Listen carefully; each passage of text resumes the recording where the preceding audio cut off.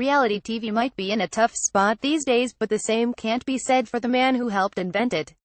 From his home base in tiny Hilversum, Holland, Dutch billionaire Jean de Mol, 62, CEO of Telpa Media and creator of Big Brother, Fear Factor and The Voice, continues to show the world how to play the non-scripted game. After getting his start in media as a teenager, editing highlights of Dutch soccer matches for the national public broadcaster, de Mol founded Endemol in 1994. He sold his stake in 2005 to launch Telpa, which now has 180 formats on the air and estimates the worldwide audience for its shows at roughly 500 million.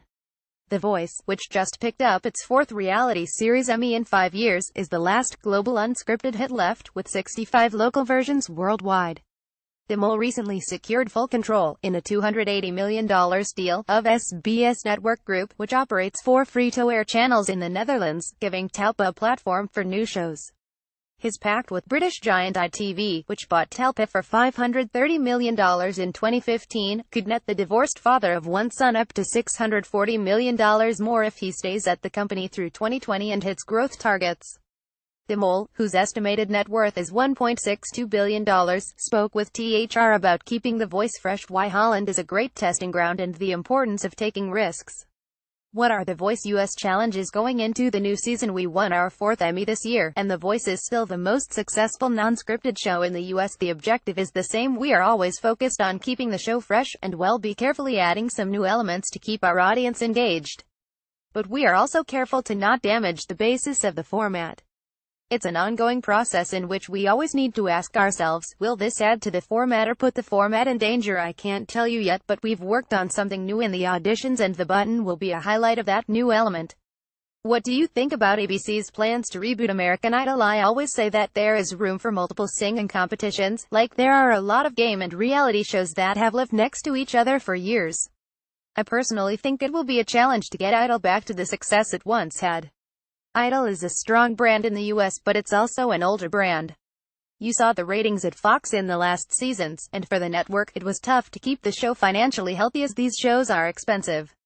But you never know. In Holland, the network tried a reboot of Idol, and it did fairly well for the first episodes, but ratings went down fast again after that, and eventually the reboot was not recommissioned.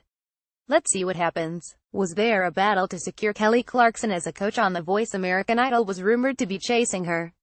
Kelly has been part of The Voice family as an advisor to the coaches in the battle rounds. We love her, and she is extremely funny and cares about the artists on the show and the process.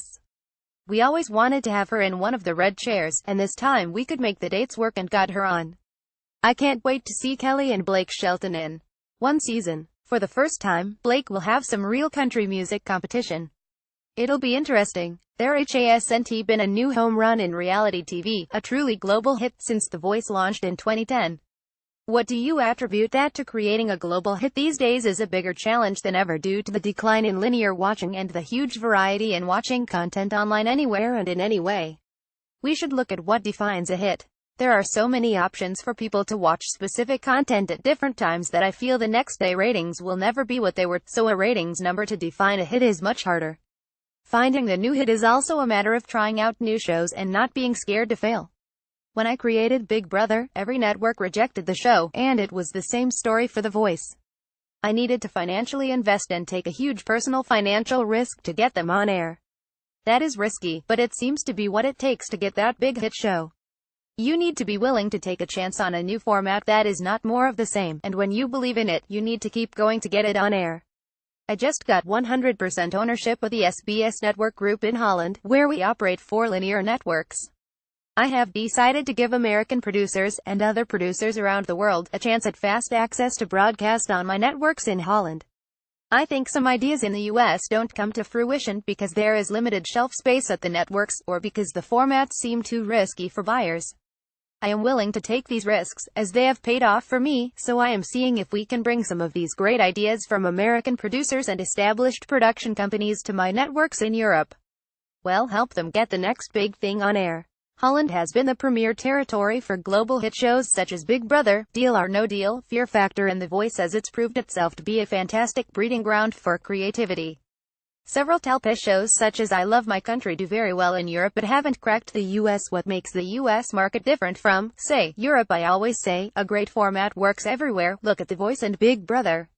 They literally run on every single network in the world and have been successful in both Europe and the US. I am mainly focused on developing these global hits, and if done right, they tend to work everywhere.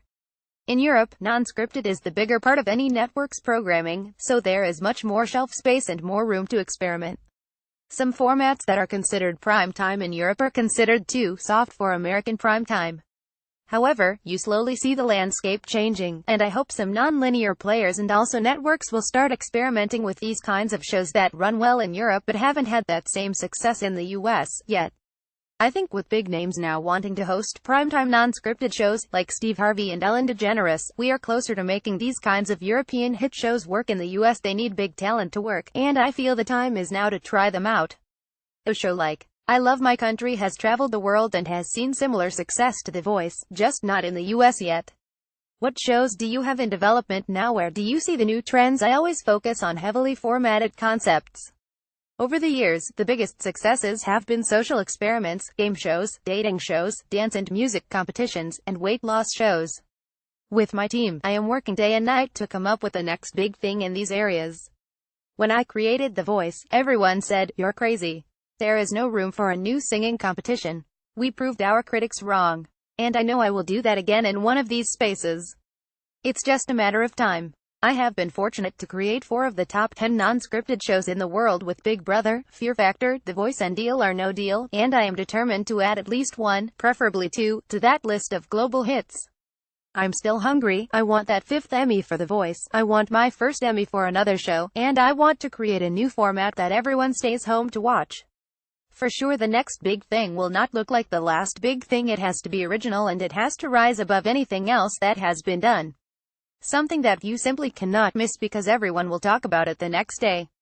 And this involves taking risks, which is something not all broadcasters are prepared to do but is something crucial. When we last spoke 2 years ago, you correctly predicted that streamers like Netflix and Amazon Prime would begin investing in non-scripted programming. What's your opinion on the streamer's business model, which tends to be a buyout model with no future upside for producers? A global hit show on linear television is still the most lucrative option in terms of financial revenue in the long term. I think the business model of non-linear is still in an ongoing development phase. We'll see where it ends up. For the non-linear platforms, I feel it would be great to do a main show that's English language and have spin-off versions that are local and have a local language, host and contestants. I think that will become very interesting for the platform, as I feel it would add subscriptions, and it will be interesting for us as producers in terms of financial upside. In general, there have never been this many outlets that need clever content, so as a producer of formatted content, it's a great period to be developing formats and producing shows. This story first appeared in the October 4th issue of The Hollywood Reporter magazine. To receive the magazine, click here to subscribe.